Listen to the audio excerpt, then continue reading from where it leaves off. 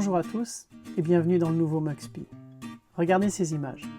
Un smartphone dernier cri, Instagram, Facebook, TikTok, YouTube, oui, la plateforme probablement sur laquelle vous regardez cette vidéo en ce moment même, des chaînes de télévision accessibles partout, tout le temps, des applications de messagerie instantanée qui nous permettent de contacter quelqu'un d'autre à l'autre bout du monde en quelques secondes. Regardez tout ça et dites-moi quelle différence il peut y avoir entre ça et la Bible.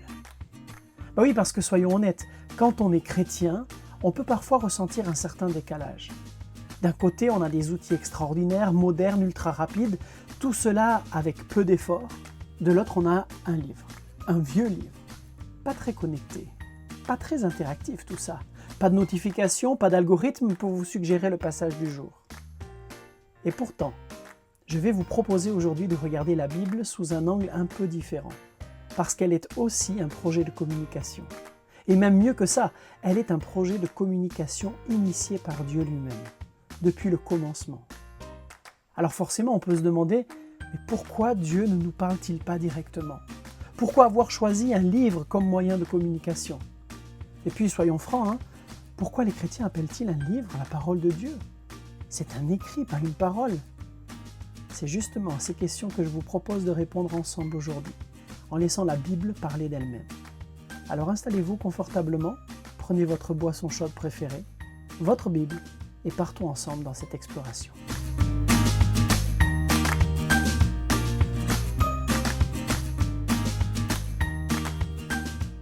Pour comprendre le projet de communication de Dieu, il faut remonter tout au début, aux toutes premières pages de la Bible, dans le livre de la Genèse. Et dès les premières lignes, il y a quelque chose de frappant. Dieu parle. Un amoureux de la communication qui crée par la parole. L'expression « Dieu dit » apparaît même à 10 reprises dans le récit de Genèse 1, ce qui en constitue un décalogue. Déca étant 10 et logos parole, 10 paroles créatrices. Mais il ne s'arrête pas là, il communique par la suite directement avec ses créatures. Il n'y a pas d'intermédiaire, pas de relais, pas de traducteur, c'est une relation directe, immédiate et intime. On peut lire par exemple dans Genèse 1 et au verset 27 et 28. Dieu créa les humains à son image. Il les créa à l'image de Dieu, hommes et femmes, il les créa. Dieu les bénit. Dieu leur dit « Soyez féconds, multipliez-vous, remplissez la terre et soumettez-la. Dominez sur les poissons de la mer, sur les oiseaux du ciel et sur tous les animaux qui fourmillent sur la terre. » Dieu crée l'homme et la femme et immédiatement il leur parle. Il leur donne des orientations de vie. L'homme n'est pas livré à lui-même dans un monde silencieux, non, il est accueilli par une voix, celle de Dieu. Et dans le deuxième récit de la création, au chapitre 2, versets 15 et 17, nous allons retrouver cette même volonté de communication. Voilà ce qui est écrit. Le Seigneur Dieu prit l'homme et le plaça dans le jardin d'Éden pour le cultiver et pour le garder. Le Seigneur Dieu donna cet ordre à l'homme, tu pourras manger de tous les arbres du jardin, etc. Dieu place l'homme dans le jardin et il lui parle. Il lui fait confiance en lui expliquant son rôle et sa place dans la création. Alors il est vrai que ces textes ne nous donnent pas beaucoup de détails sur la manière dont tout cela se passait concrètement. Mais ce qui est clair, ce qui est indéniable, c'est que cette communication existait. Elle était directe, elle était sans intermédiaire. Au commencement, il y avait la parole, nous dit Jean. Une parole vivante, directe, entre Dieu et les hommes. Mais voilà, cette belle histoire de communication directe ne va pas durer. Quelques pages plus loin, au chapitre 3 de la Genèse, quelque chose va se briser. Le couple humain, Adam et Ève, mange du fruit défendu. Et regardez ce qui se passe ensuite. Nous sommes au verset 6 à 8 de ce chapitre 3 de la Genèse. La femme vit que l'arbre était bon pour la nourriture et plaisant pour la vue, qu'il était cet arbre désirable pour le discernement. Elle prit de son fruit et en mangea. Elle en donna aussi à son mari qui était avec elle, et il en mangea. Leurs yeux à tous les deux s'ouvrirent, et ils surent qu'ils étaient nus. Ils cousirent des feuilles de figuier pour se faire des pagnes. Alors ils entendirent le Seigneur qui parcourait le jardin avec la brise du soir. L'homme et sa femme allèrent se cacher parmi les arbres du jardin pour ne pas être vus par le Seigneur Dieu. Vous remarquez, ils entendent. mais ils n'entendent pas des paroles violentes, ni quelque chose qui pourrait laisser entendre que quelque chose de terrible pouvait leur arriver. Ils entendent le Seigneur qui parcourt le jardin avec la brise du soir. On est plutôt dans quelque chose de doux. Ils ont peur et ils se cachent. Et il est important de bien voir qu'ici, ce n'est pas Dieu qui coupe la ligne. Ce sont les humains. La rupture de communication naît de la peur, de la honte, de la culpabilité. C'est une des conséquences du péché. Et là, Dieu, il aurait pu tout à fait entériner la situation. Il aurait pu dire, bon, vous avez voulu en faire qu'à votre tête, tant pis pour vous, je vous laisse vous débrouiller. Ce serait une réaction humaine, finalement, assez compréhensible. Mais c'est exactement le contraire qui se passe. Et c'est là que la Bible nous révèle quelque chose d'essentiel sur le caractère de Dieu. Remarquez bien le verset 9 du chapitre 3. Dieu va appeler. Où es-tu? Alors, on sait très bien que Dieu qui sait tout, qui est omniscient, omniprésent, sait très bien où ils sont. Mais cette question est là pour engager une communication qui s'est brisée, en attente d'une réponse. On a d'un côté un Dieu qui cherche, qui appelle, qui tend la main, et on a de l'autre des humains qui se cachent, qui ont peur d'entendre sa voix. Impossible communication. La ligne est coupée. Non pas du fait de Dieu, mais du fait des hommes. Et cette impossibilité de communication va se confirmer un peu plus loin dans la Bible, dans un épisode bien connu, celui du Sinaï. Vous connaissez l'histoire. Dieu parle à tout le peuple, il donne les 10 commandements. Encore une fois, on voit cette volonté de Dieu d'entrer en relation directe avec les siens. Il veut leur parler. Mais voilà ce qui se passe. Au chapitre 20 de l'Exode, au versets 18 et 19, voici ce qui est écrit. Tout le peuple voyait. Les coups de tonnerre, les éclairs, le son de la trompe, la montagne fumante. Le peuple vit. Ils tremblèrent et se tinrent à distance. Ils dirent à Moïse, « Parle-nous toi-même, et nous écouterons. » Mais que Dieu ne nous parle pas, de peur que nous ne mourions. Le peuple entend la voix de Dieu. Il voit les éclairs, il entend le tonnerre, et il recule de peur. Ils disent à Moïse, « Écoute, non, toi, parle-nous. Dieu, il ne faut pas qu'il nous parle, sinon on a l'impression qu'on va mourir. » Et voilà le problème. Quand Dieu veut parler directement à l'homme, sa parole est perçue comme trop forte, trop puissante, presque destructrice.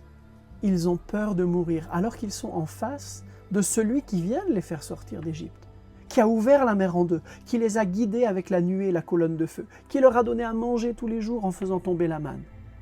Et ils auraient peur maintenant de mourir, un peu comme si la faute originelle avait endommagé la capacité d'écoute de l'homme, comme si le système de réception était grillé.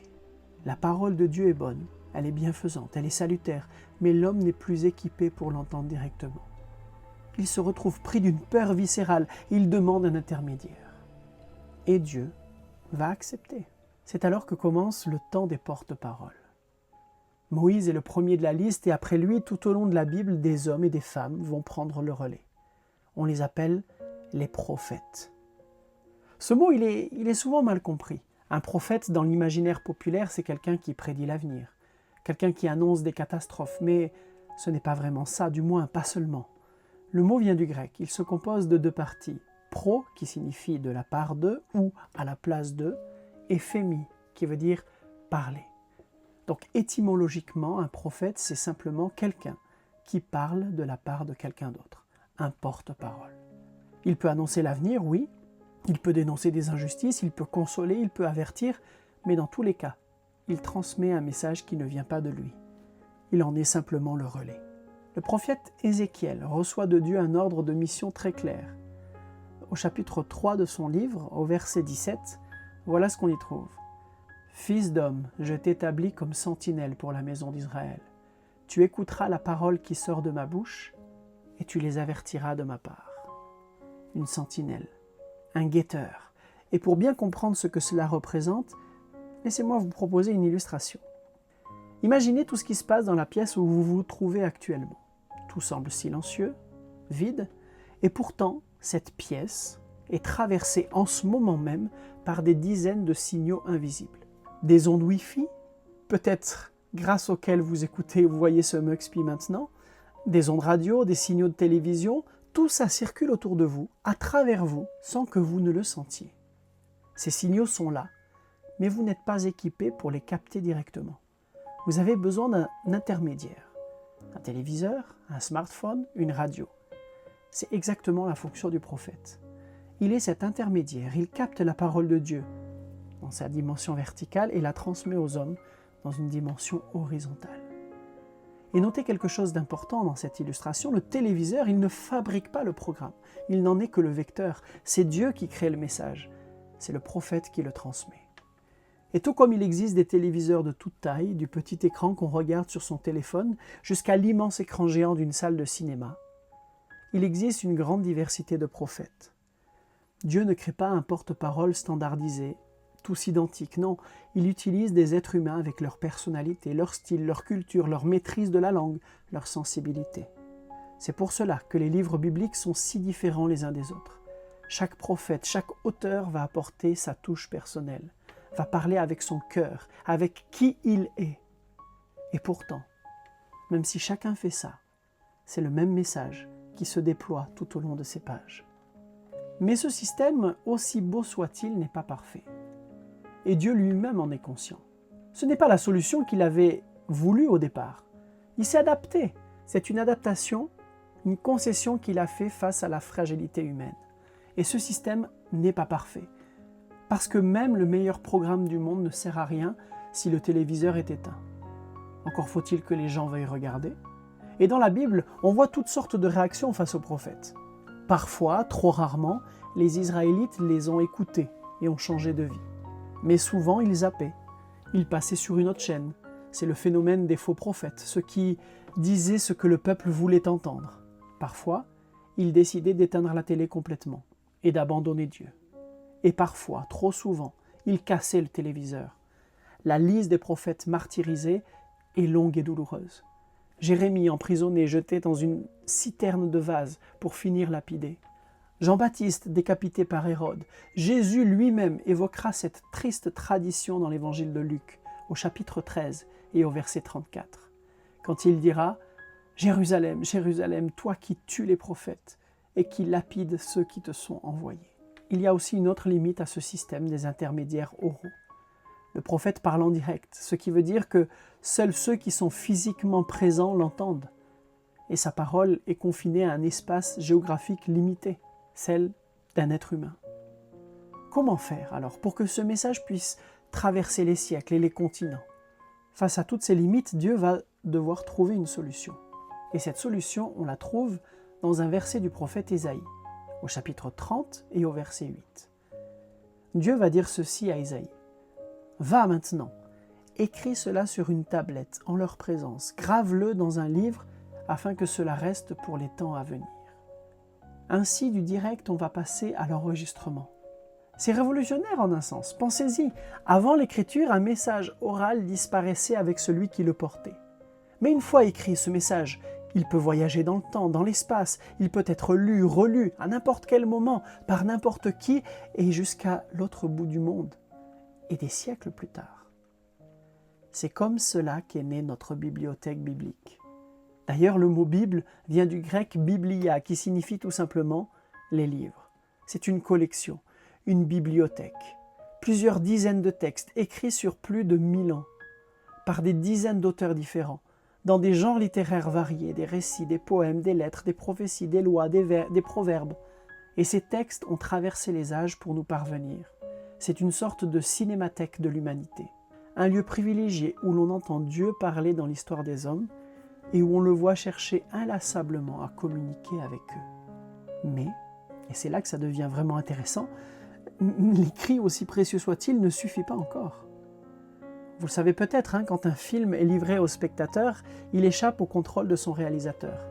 Chacun va le regarder avec ses propres yeux, son propre vécu, ses propres filtres. Et parfois, pour vraiment comprendre ce qu'un cinéaste a voulu dire, a voulu faire, a voulu réaliser, il faut que ce dernier vienne s'expliquer lui-même.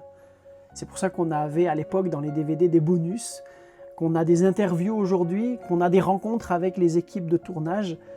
Tout ça existe parce que l'œuvre seule ne suffit pas toujours. Et si Dieu lui-même venait s'expliquer? S'il venait en personne dire « Voilà ce que je voulais dire, voilà qui je suis vraiment ». Reprenons un instant le fil de l'histoire depuis le début. Commencement, Dieu parlait directement aux hommes, relation immédiate, intime, sans intermédiaire. Puis les hommes ont eu peur, ils ont demandé des intermédiaires, les prophètes ont pris le relais, transmettant oralement la parole de Dieu. Pour que ces messages ne se perdent pas, Dieu a demandé qu'ils soient mis par écrit, et c'est ainsi qu'est née la Bible. Mais Dieu ne se satisfait pas de ça, parce que pour Dieu, communiquer, ce n'est pas simplement transmettre une information, communiquer, c'est rencontrer. Alors Dieu va aller jusqu'au bout de son projet. Dans la deuxième lettre aux Corinthiens, au chapitre 3, l'apôtre Paul nous parle d'une chose fascinante. Alors si vous avez votre Bible tout particulièrement, je vous laisse prendre 2 Corinthiens 3 parce qu'on va lire ce chapitre en entier. Mais vous allez voir, cela vaut la peine. Il faut s'accrocher un peu, c'est l'apôtre Paul qui écrit avec un style un peu lourd, mais il y a des belles choses à en retirer. Voici ce qu'il écrit. Recommençons-nous à nous recommander nous-mêmes.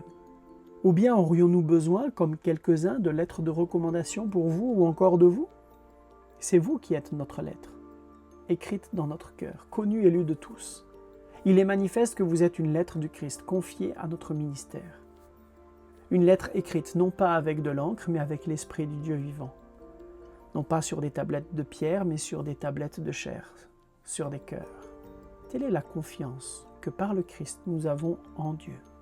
Non pas que de nous-mêmes nous soyons capables de considérer quoi que ce soit comme venant de nous-mêmes.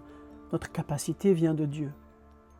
C'est lui aussi qui nous a rendus capables d'être ministres d'une alliance nouvelle, non pas de la lettre mais de l'esprit. Car la lettre tue mais l'esprit fait vivre. Or si le ministère de la mort gravé dans des lettres sur des pierres s'est trouvé entouré de gloire, au point que les Israélites ne pouvaient pas fixer le visage de Moïse à cause de la gloire pourtant passagère de son visage, comment le ministère de l'Esprit ne le sera-t-il pas à plus forte raison? Si le ministère de la condamnation a eu de la gloire, à bien plus forte raison le ministère de la justice abonde-t-il en gloire? Et sous ce rapport, ce qui a été glorifié n'a pas été glorifié à cause de cette gloire plus éminente. En effet, si ce qui était passager a été marqué par la gloire, à bien plus forte raison, ce qui demeure est-il entouré de gloire. Ayant donc une telle espérance, nous montrons d'autant plus d'assurance. Nous ne faisons pas comme Moïse qui mettait un voile sur son visage, pour que les Israélites ne voient pas la fin de ce qui était passager. Mais leur intelligence est devenue obtuse. En effet, jusqu'à ce jour, quand ils font la lecture publique de l'Ancienne Alliance, le même voile demeure. Il n'est pas enlevé, parce qu'il ne disparaît que dans le Christ. Jusqu'à ce jour, quand on lit Moïse, il y a un voile sur leur cœur. Mais lorsqu'on se tourne vers le Seigneur, le voile est enlevé. Or le Seigneur, c'est l'Esprit, et là où est l'Esprit du Seigneur, là est la liberté. Nous tous qui, le visage dévoilé, contemplons comme dans un miroir la gloire du Seigneur, nous sommes transfigurés en cette même image de gloire en gloire. Telle est l'œuvre du Seigneur qui est l'Esprit. On respire un bon coup pour se remettre de la lecture de ce chapitre. Mais vous avez remarqué, ici Paul nous parle de 2 types de lettres. 2 lettres que tout semble opposer. L'une écrite sur de la pierre, qui est un ministère de condamnation, qui mène à la mort. L'autre qui est écrite dans les cœurs, qui est un ministère de justice et qui mène à la vie. Et Paul nous surprend en nous disant que ces 2 lettres sont en fait la même lettre, ce sont les Écritures. Il nous dit ici qu'il y a 2 façons de lire la Bible, de lire les Écritures.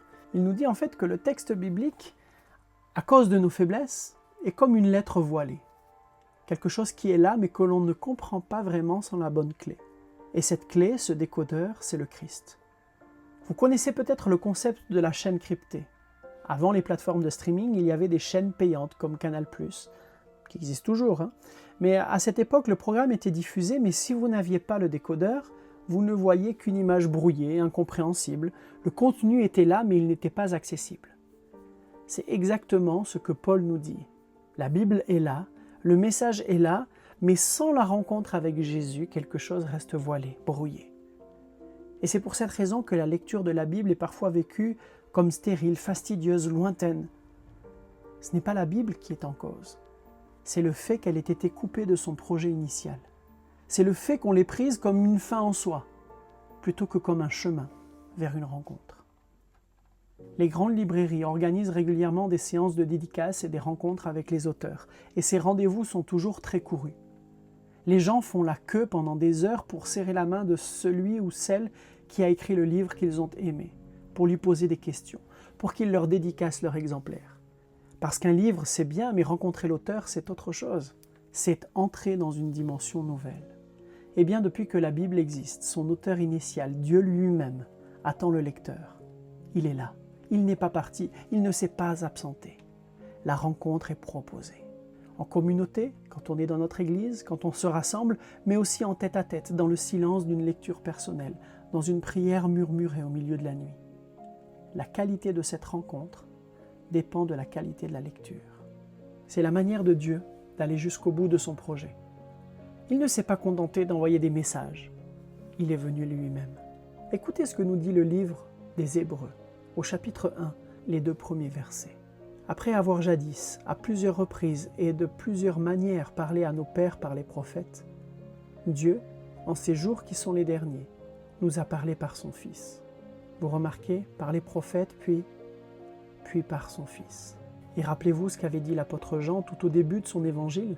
Il va exprimer la même vérité avec des mots bouleversants. Au commencement était la parole, et la parole s'est faite chair, et elle a habité parmi nous, pleine de grâce et de vérité. La parole, Jésus est la parole de Dieu. Pas un livre, une personne. Et lui-même, dans sa prière au Père, dira « Je t'ai fait connaître aux hommes ». Il n'y a que Dieu qui pouvait parler de Dieu. Il n'y a que le Fils qui pouvait vraiment révéler le Père. Voici donc comment le schéma se dessine et s'achève. Au commencement, la parole, relation directe, sans intermédiaire. Puis les intermédiaires, les prophètes, d'abord oralement, puis par écrit, ce que nous appelons les Écritures, la Bible. Et finalement, à nouveau la parole, incarnée en personne, en Jésus-Christ. Voilà pourquoi les chrétiens appellent la Bible la parole de Dieu. Parce que nous ne sommes pas une religion du livre.